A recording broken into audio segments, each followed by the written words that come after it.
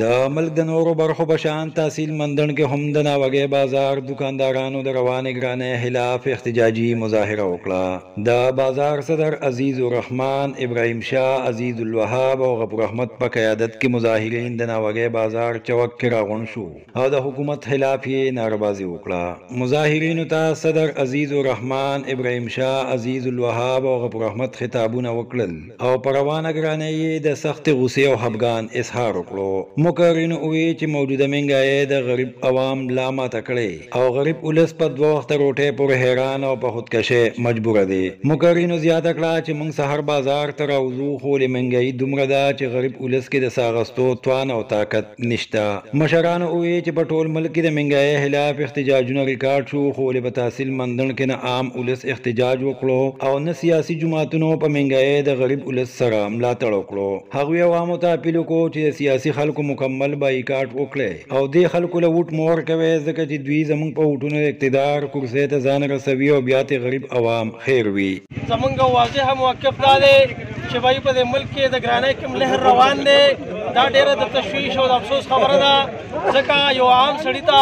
په دې معاشره کې ژوند تېرول ګران شوي دي. زما عزتمندو د پاکستان په تاریخ کې د یو کالو راسې کوم سیاست چې روان دی د جمهوریت په نوم باندې دا زموږ د قوم سره کلم کله مذاق دی. زما عزتمندو پښتنو تاسو راویښ شئ د خپل حق د حاصلولو دپاره تاسو بیدار شئ. زما عزتمندو که دا حالات چې کم روان دي دا دغسې په تسلسل سره رواني زما په خدای قسم داسې وخت را روان دی چې خپل کور ته ځې نو هم به یې نوسي غواړي د دې حکومت نه چې د خپلې ښځې سره ملاوېږم به یې نوسي غواړي. ستا په خپل اولاد کې به اختیار نه وي، ستا په خپل کور او جایداد کې به اختیار نه وي، ستا په خپل کاروبار باندې به هوډ نه وي. دا حالات را روان دي که چا د خپل حق تپوس ونه کړو نو څنګه چې مونږ نن دلیږو دغسې به د را روان وخت دپاره مونږ همیشه دلیږو. مونږ غلام قوم وو او غلام به پاتې شو. زما عزتمندو د خپل حق دپاره اواز اوچتول دا څه ګناه نه ده، دا څه جرم نه دی، دا څه بده خبره نه ده. که یو سړی د خپل حق تپوس وکړي نو داسې خبره نه ده چې یو سړی مونږ تاسو شاته تښتو چېرې مونږ ته به څوک نقصان نه ورسوي. دا خو زمونږ ستاسو مشترکه مسله ده، دا د دې کلي مسله ده، دا د خلکو مسله ده، د غربت مسله ده.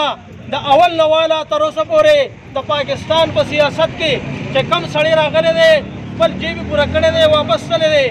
دا تیر حکومت هر څومره حکومت چې وشو نن په هغه د حکومت هغه څومره غړي چې دي هغه څومره کابینه چې ده هغه ټول په لندن کې ناست دي، څوک په امریکا کې ناست دي، کاروبار دپاره پاکستان ته راځي او د دمې دپاره بار ملکونو ته دي. مونږ تاسو ته دا اوران ملک دغسې کنډر پرېږدي. زما عزتمندو د خدای لپاره د دې سیاسي خلکو نه ډډه وکړئ، بلکل چې چا له ووټ ور نه کوئ. د رزق وعده الله کړې ده،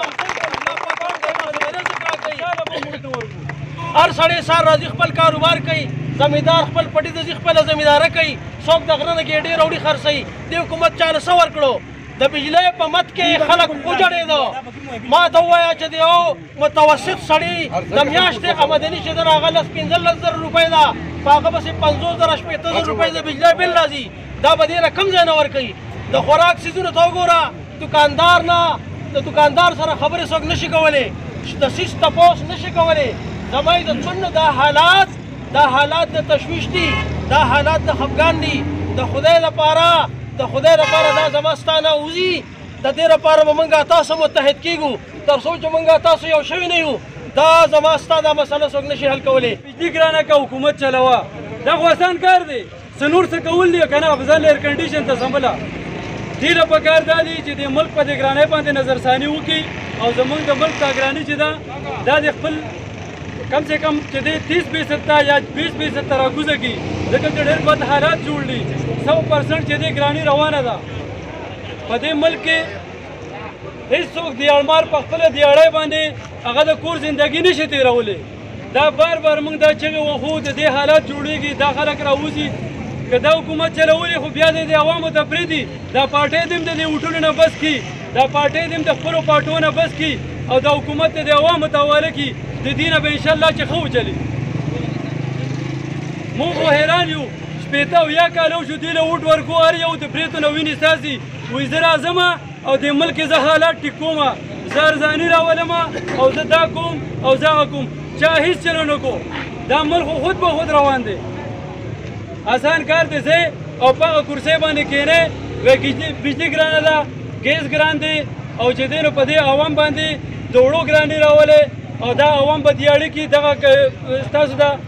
ټکسونه به درکوي او په هغې ټکسونو کې ستاسو خپل ایر کنډیشنې چلوئ او پروټوکول چلوئ ستاسو په پروټوکولو کې لس ګنران به تاسو سره روان وي مخې ته او شاته تاسو خو په خپله پاک نه یې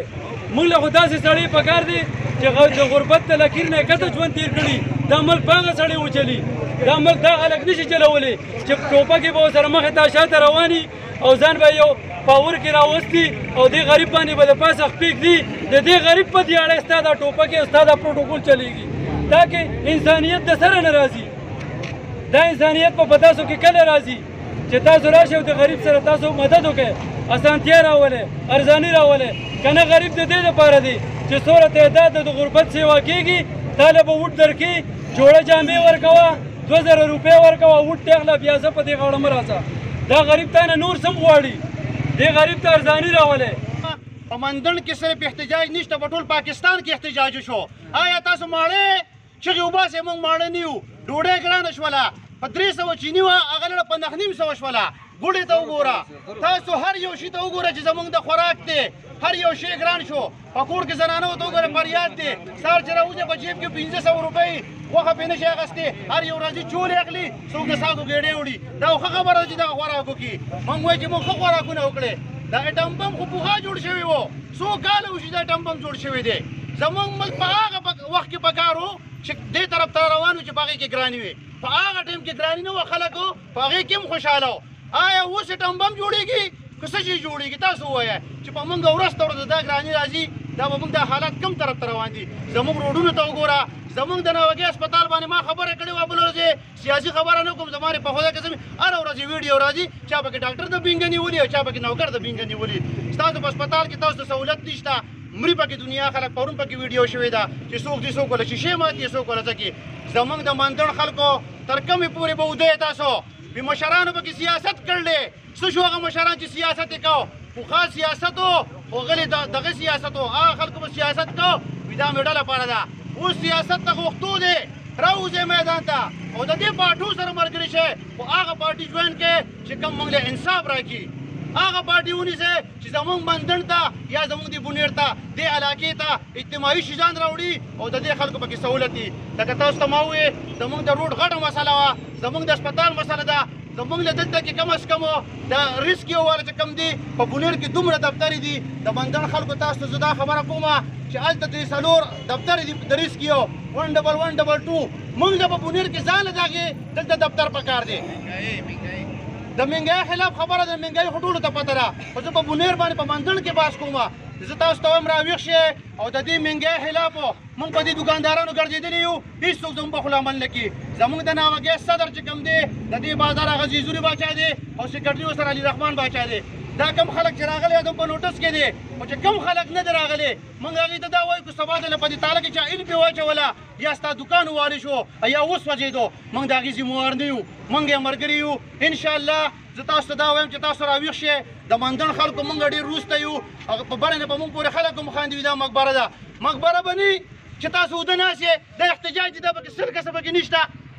تاسو له غیرت پکار دی ښه پښتانه خلک یو موږ په یو موټي او په یو واز به انشاءالله راځو د دې مهنګۍ خلاف به راوځو زموږ په دې کلي کې چې کومې مسلې د هغې خلاف به راوځو اجتماعي کارونه به کوو انشاءالله اوس هم تاسو دا خبره کومه احتجاج زموږ ښه پوره من روان دی موږ هېڅ قسمه نقصان نه غواړو چې دا وغواړو پوه شوې او باقاعده کوم مشران چې راغلي د هغې ډېر شکریه ادا کوم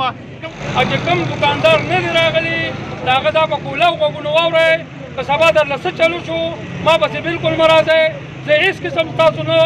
ستاسو نه مشر یم او نه ستاسو دوکانداري منم او ما کسان ځان سره په ریکارډ اخیستي دي زه پوه شه هغې پوه شه انشاءالله